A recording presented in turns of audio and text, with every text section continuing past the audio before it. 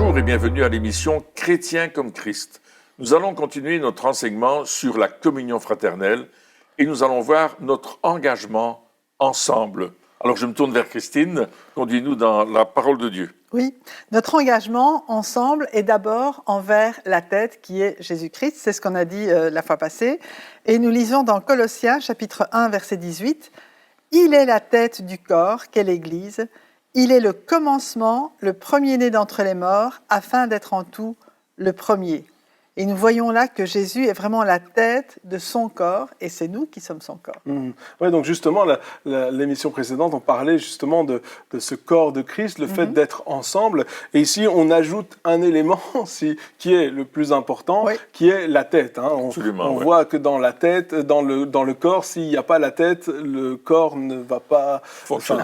Si la tête ne fonctionne pas, il est paralysé. Le corps, il sera mort. Hein. Donc sans la tête, le corps n'a pas de raison d'être. Et cette analogie qui est ici dans Colossiens avec le corps de Christ et Christ étant la tête, on voit aussi que au niveau physique, hein, si on étudie un peu le corps humain, on voit que la tête, c'est là où il y a les pensées, c'est là où il y a le raisonnement, c'est aussi la tête qui va contrôler le corps, c'est-à-dire que le corps va, si on veut, ne faire que ce que la tête décide qu'il fasse, et c'est un petit peu ça aussi l'idée qui est véhiculée ici derrière ce passage, non, le fait que Jésus-Christ soit celui qui dirige tout. Absolument. Et on voit, quand on regarde un visage humain, une tête, on voit qu'il y a la vision, il y a l'ouïe, l'écoute, il y a la parole. Presque tous les sens sont rassemblés dans la tête, hein. Que ce soit l'odorat ou le goûter, c'est au niveau de la tête. Et la tête, il y a le cerveau, et le cerveau qui lui raisonne, réfléchit et envoie les impulsions au corps. Ça, c'est dans un corps humain tout à fait normal. Et spirituellement, c'est la même chose. Le Saint-Esprit qui nous relie à Jésus-Christ permet que ça fonctionne dans notre vie lorsque nous sommes en communion avec Jésus-Christ, lorsque le corps, l'ensemble du corps, écoute le Christ, reçoit des impulsions qui viennent directement du Christ et qui vont nous permettre de nous déplacer, de fonctionner. Le corps va devenir fonctionnel s'il est relié à la tête. Il n'est pas fonctionnel s'il n'y a pas de tête. Donc quelque part, on l'a déjà dit, mais notre rôle, c'est de se relier à Christ, hein, d'être relié à la Christ, et de cette manière-là, on va pouvoir faire ce que Christ veut que nous fassions. On parle ici d'engagement, hein, d'être engagé ensemble. Et notre premier engagement, comme on l'a dit, c'est être engagé envers Christ, forcément, vu que c'est lui qui va nous donner ses impulsions, c'est lui qui va nous demander ce qu'il faut faire, etc. Et de nous-mêmes, on va faire que du n'importe quoi. Finalement, on ne va pas forcément aller dans le bon sens. Mais lorsqu'on se relie à Christ, on va se laisser guider par lui. Et notre engagement pour lui nous permettra d'aller au bon endroit et de faire les bonnes choses, c'est ça? Exactement. Et Jésus disait dans Jean chapitre 15, « Je suis le cep, je suis le pied de la vigne, et vous êtes les branches. Et si vous demeurez en moi, alors c'est alors que vous allez porter beaucoup de fruits. » Et donc, notre rôle aussi par rapport à la tête, par rapport à Jésus, par rapport au cep, c'est vraiment de demeurer en lui pour recevoir ses impulsions, pour recevoir ses ordres, et pour pouvoir, faire ce que la tête demande, il faut que nous aussi, nous ayons choisi de nous soumettre à Jésus, de dire, Seigneur, mon corps, ma vie, tout t'appartient. Alors je veux que toi-même, je veux recevoir tes ordres, je veux être disponible pour faire ce que toi, tu as préparé d'avance pour moi.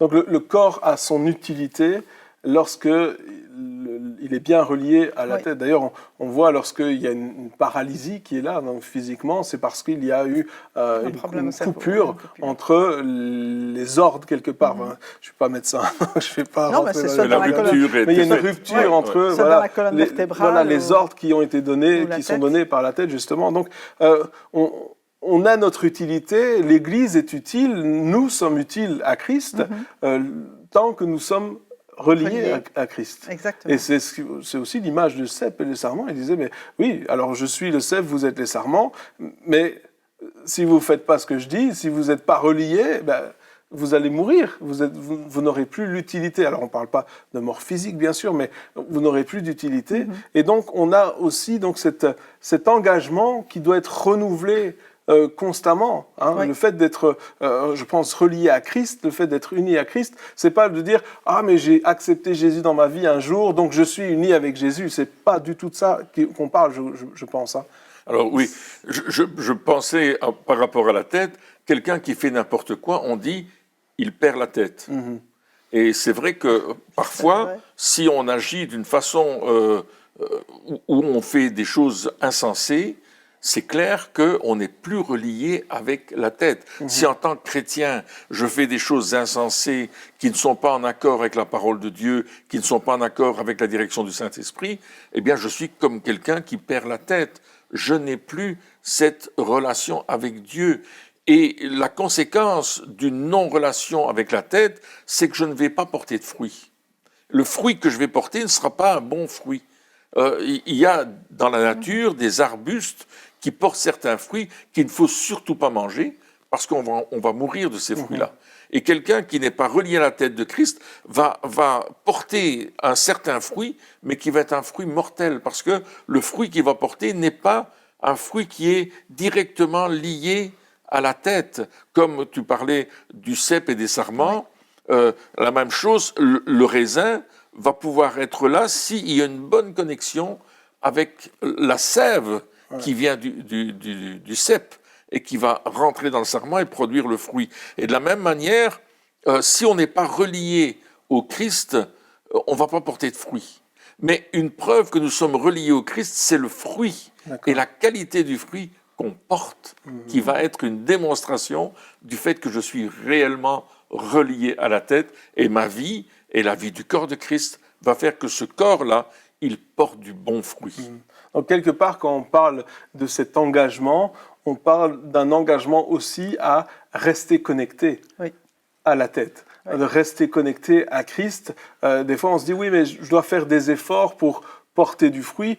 Je ne pense pas que c'est vrai dans le sens où un arbre ne va pas dire il faut que je porte du fruit, il faut que... Non, je pense que le plus important, c'est d'avoir des bonnes racines, c'est d'être bien ancré, et puis les fruits vont être naturels. C'est ça. Et des fois, on prend les choses à l'envers, c'est-à-dire qu'on se dit oui, il faut absolument que je porte du fruit, et on essaie de faire des choses humaines pour porter du fruit. C'est ça, alors que clairement, dans la Bible, dans tout ce qu'on a lu, dans plein d'émissions, déjà on en a parlé, mais tant qu'on est connecté à Christ, si on renouvelle cet engagement, si on renouvelle l'effort pour être de plus en plus, Jésus dit, vous êtes en moi, donc être en Christ, se rapprocher, être près de lui, alors les fruits seront naturels et quelque part notre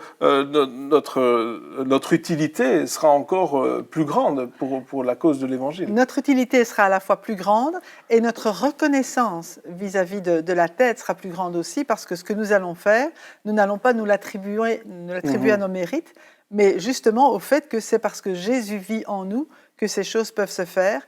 Et je veux dire, notre caractère, on parlait du caractère la fois passée, va commencer à changer aussi parce que c'est le caractère de Christ qui va être développé dans nos vies et ça va se voir dans nos relations les uns avec les autres. Si nous sommes connectés à la tête, nos relations les uns avec les autres vont être changées. On va pouvoir goûter ce fruit que nous portons dans notre relation. Et je veux dire, notre compagnie va être quelque chose d'agréable pour les autres parce qu'ils vont voir Jésus qui vit en nous. Oui, donc c'est cette relation ensemble, le fait de ne pas prendre la gloire. C'est vrai que si par exemple il y a un artiste qui fait une œuvre d'art ou une peinture, imaginons un peintre, il fait une peinture extraordinaire, il n'y a personne qui va prendre sa main et qui va commencer à féliciter la main de l'artiste. Ils vont plutôt parler à la tête et féliciter la tête, c'est vrai. Alors que même si c'est sa main qui a créé cette œuvre d'art, c'est à la tête. Pourquoi ? Parce que c'est la tête qui a envoyé les impulsions, les ordres, etc., l'imagination. Et c'est la même manière, c'est la même chose pour nous. Lorsque nous faisons des choses pour Christ, que Christ nous inspire ou que le Saint-Esprit nous inspire, etc., ça peut être des choses extraordinaires, mais la gloire ne nous revient pas. Absolument. Parce qu'elle revient à Dieu qui, lui, a insufflé ces choses-là en nous, à l'Esprit de Dieu qui a insufflé ces choses-là en nous. Oui, et on a un exemple avec les disciples qui ont été envoyés par Jésus.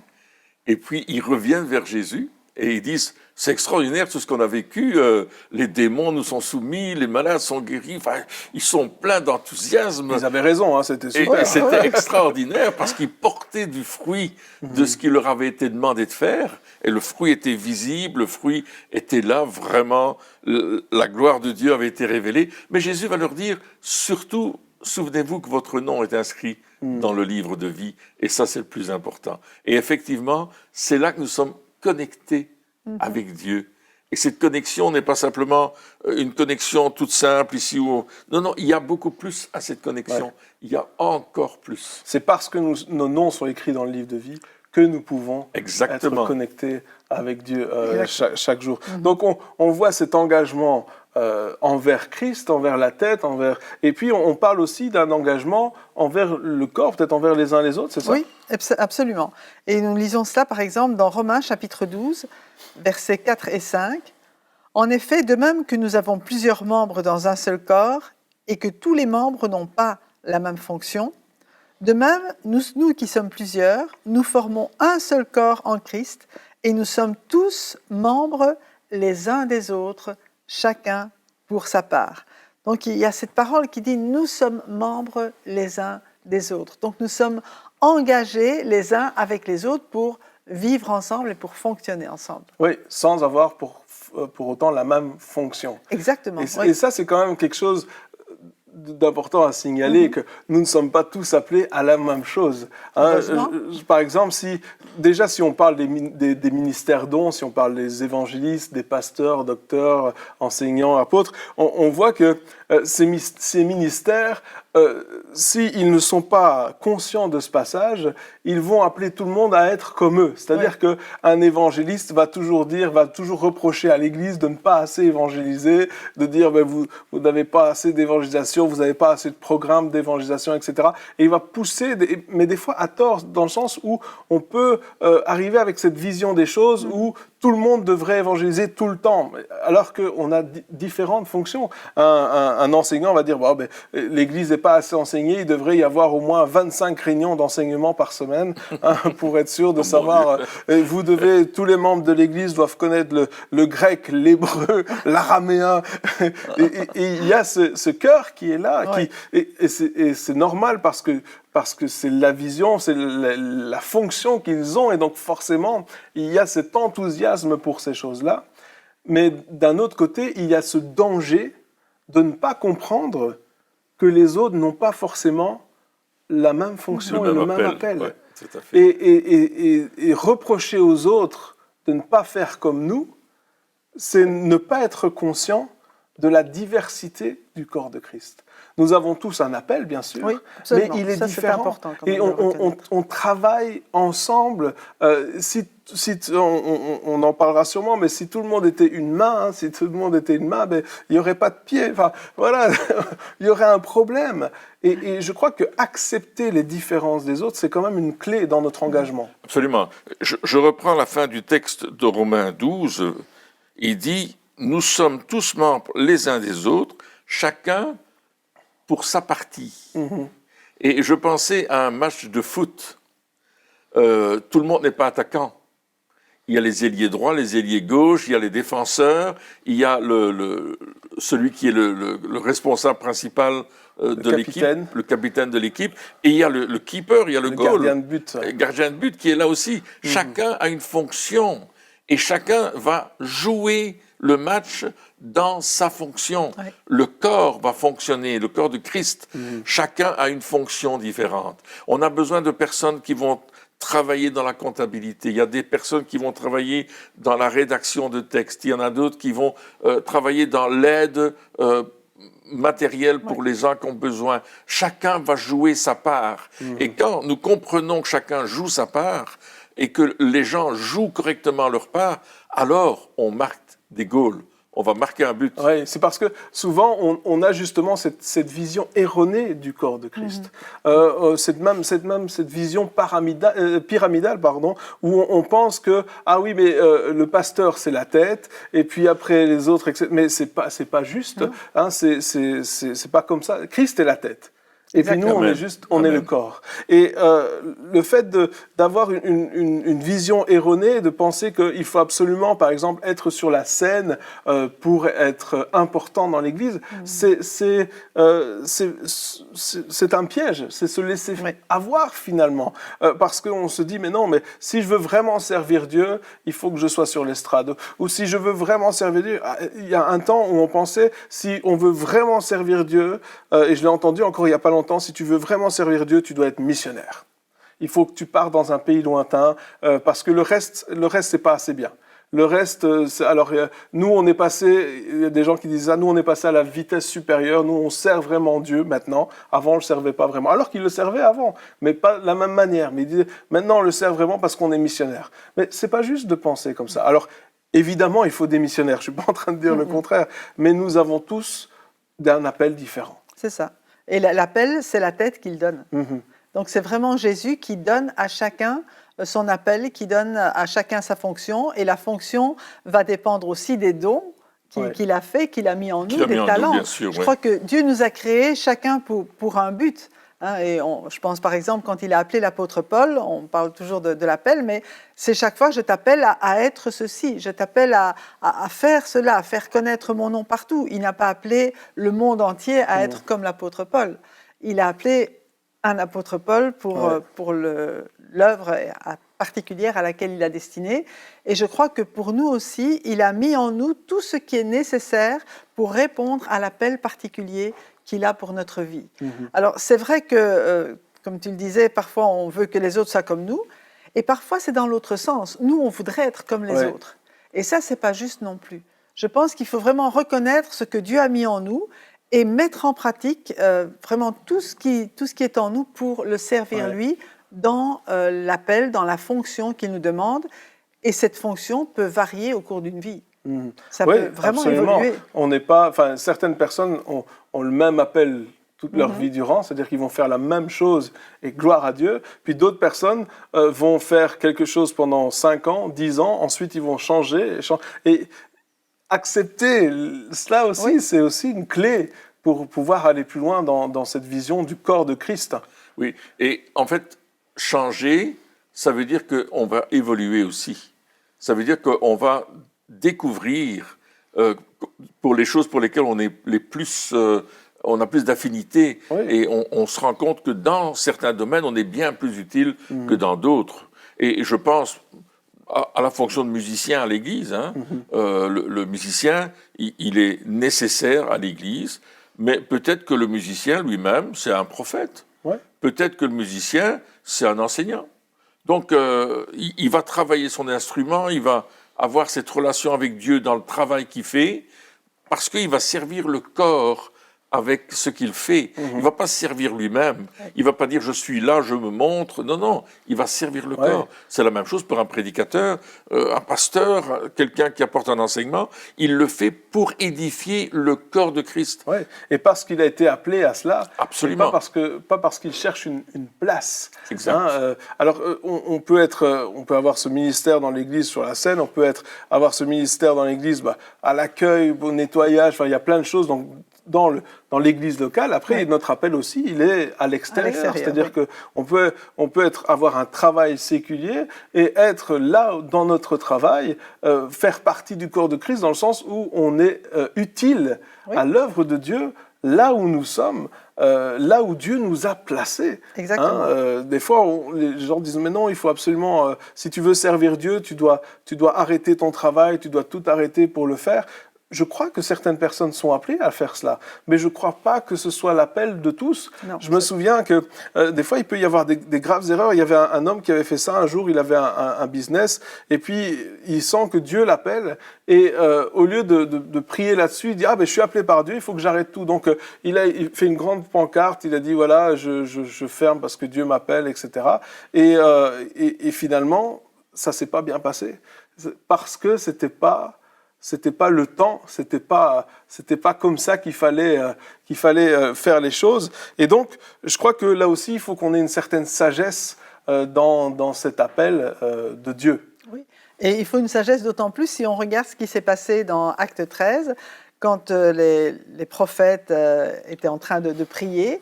ils étaient en train de prier et de jeûner. Et c'est ce qui me frappe, c'est que Dieu dit « Mettez-moi à part Paul et Barnabas pour l'œuvre à laquelle je les ai appelés ». Et puis, ils continuent à prier et à jeûner avant de les envoyer. Ouais, il faut être Donc, sûr. ils veulent vraiment s'assurer aussi de ce que Dieu dit. Et parfois, nous, on est tellement emballés. Ouais, Dieu m'appelle, c'est formidable. On est des fonceurs des fois. Hein. Et puis, on oublie, oui, mais attends, t'es appelé, maintenant, il faut te préparer pour répondre à cet appel. Parfois, il y a une école à faire, il y a plein de choses à faire avant, si c'est pour le champ missionnaire, et il y a le temps de Dieu aussi. Il y a le temps de Dieu, mais il y a toute la préparation...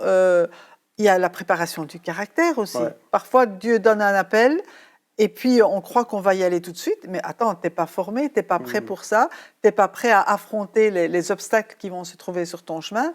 Donc, Dieu veut vraiment nous préparer, mais il nous donne une vision pour dire, OK, allez, courage, c'est à ça que je t'appelle, mais il y a quand même toute une préparation avant. Absolument. Et puis, il y a aussi cette histoire de place. Lorsque on ne comprend pas le corps de Christ, on veut une place, absolument. Et lorsqu'on veut une place, on n'est pas capable d'enseigner aux autres aussi. Dans le sens où, lorsqu'on parle d'engagement fraternel, d'engagement dans la communion fraternelle, on s'engage aussi envers ceux qui veulent répondre à cet appel. Oui. C'est-à-dire qu'on s'engage à être des formateurs. Nous sommes aussi, lorsque nous avons compris quelque chose, le but, c'est pas de le garder pour nous en disant, voilà, j'ai développé mon talent, j'ai développé mon don, je sais faire les choses, personne ne prendra ma place, c'est moi le meilleur.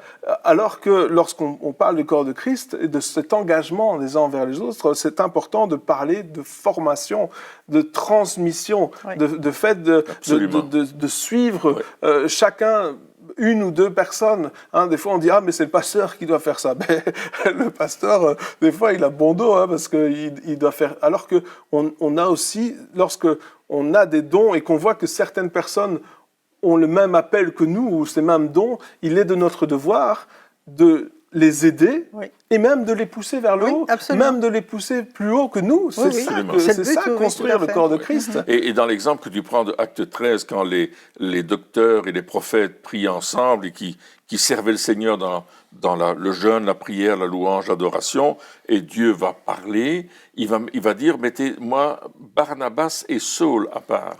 Et on voit que là, Barnabas va devenir le mentor de Saul. Pendant un temps, il va le former à l'œuvre pour laquelle il était appelé. Et seulement plus tard, on verra que Saul, qui va devenir l'apôtre Paul, va lui-même avoir des disciples avec lui qu'il va former. Et on verra dans Acte 19 qu'il va même ouvrir une école pour former les gens à l'Évangile, pour leur donner les bases, les choses importantes.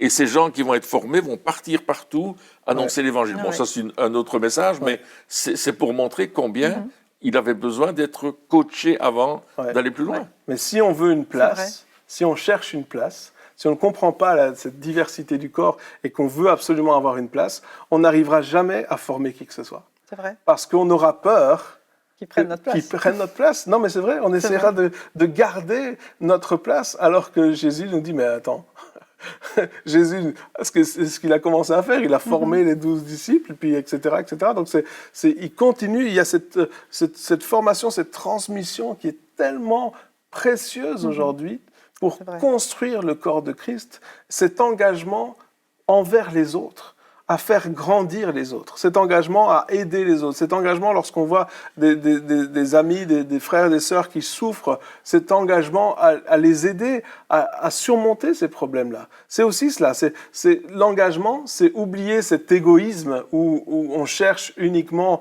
notre propre réussite et notre évolution et de dire non, je fais partie d'un corps et si le corps, les membres vont bien, tout le corps va bien. Si un membre souffre, tout le corps souffre. Hein, si je me fais mal, si je me coupe à mon doigt, oui, mon doigt va souffrir, mais moi je vais souffrir aussi. Je vais sûrement tomber dans les pommes, mais je vais souffrir. Et donc, des fois, on voit quelqu'un qui souffre et on pourrait dire, ah oui, il souffre parce qu'il l'a bien mérité, il souffre parce qu'il a péché, c'est de sa faute, etc. Et on peut condamner, juger, et on peut le tabasser encore plus, il est à terre, on peut l'achever, ou on peut dire, tu souffres, je souffre aussi, laisse-moi t'aider à arrêter de souffrir. C'est ça aussi, cet engagement envers le corps de Christ. Réaliser qu'il fait partie du corps et que tout le corps Tout le corps souffre, c'est vrai. Même si c'est de sa faute, c'est Oui. pas grave. On a quand même cette. Si mon petit doigt, si je coupe mon doigt, enfin si je me coupe à mon doigt, c'est pas mon doigt qui va se soigner. C'est mon autre main qui va prendre le pansement et qui va soigner mon doigt. Donc, C'est vrai. Et je ne vais pas couper mon doigt. et je vais pas couper mon doigt. Mais tout le corps va souffrir. Hein. Ouais. Tout le corps souffre quand un membre souffre. Et parfois, Dieu nous dit, nous demande, comme tu disais, comme le bon samaritain qui est allé aider la personne, il a donné de son propre, des choses qu'il avait avec lui, il l'a monté sur sa propre monture et il a même payé pour lui Ouais. à l'hôtel pour qu'il soit gardé là et qu'il puisse retrouver la forme, avoir un bon repas, etc. Et il a dit, quand je reviens, je te donne ce qui manque. Donc, Ouais, c'est ça. c'est ça, l'Église, c'est ça aussi, c'est que on est comme ce bon samaritain, on va s'aider les uns les autres, on va s'encourager et on va pas rester à des formes religieuses, mais on va passer dans une dimension spirituelle et forte pour nous aider à aller plus loin. Ouais, c'est vraiment la mise en pratique. Hein. Oui. On dépasse, comme tu viens de le dire, la théorie, les paroles, hein, les belles paroles, parce qu'on sait vraiment bien parler. Des fois, on sait bien prier aussi, on sait faire des belles choses. Mais là, on va aller plus loin et aider. Et puis, on ne va pas dire le bon samaritain. J'aime bien cette histoire parce qu'il ne dit pas à l'homme qu'est-ce qui t'est arrivé, pourquoi tu es là. Et, Non, explique-toi, vas-y, est-ce que c'est de ta faute, c'est pas de ta faute, est-ce que, oui, parce que si c'est de ta faute, je t'aide pas. Si Il c'est ne fait pas de pas ta une faute, enquête il judiciaire. fait pas une enquête, il ne commence pas à faire tout un questionnement, il voit juste l'homme qui souffre, et puis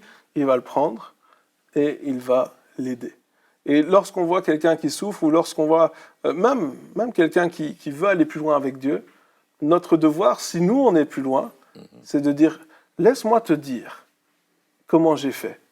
Laisse-moi te dire ce qui a fonctionné pour moi. Laisse-moi te dire ce que Dieu a fait pour moi. Laisse-moi prier avec toi, laisse-moi t'encourager, laisse-moi te donner des conseils qui sont en accord avec la parole de Dieu. Laisse-moi, je veux aider. Je veux aider. Alors, on n'est pas parfait. Des fois, on dit, oui, mais si je dis des bêtises, ben... on en dit tous. Et on en dira encore.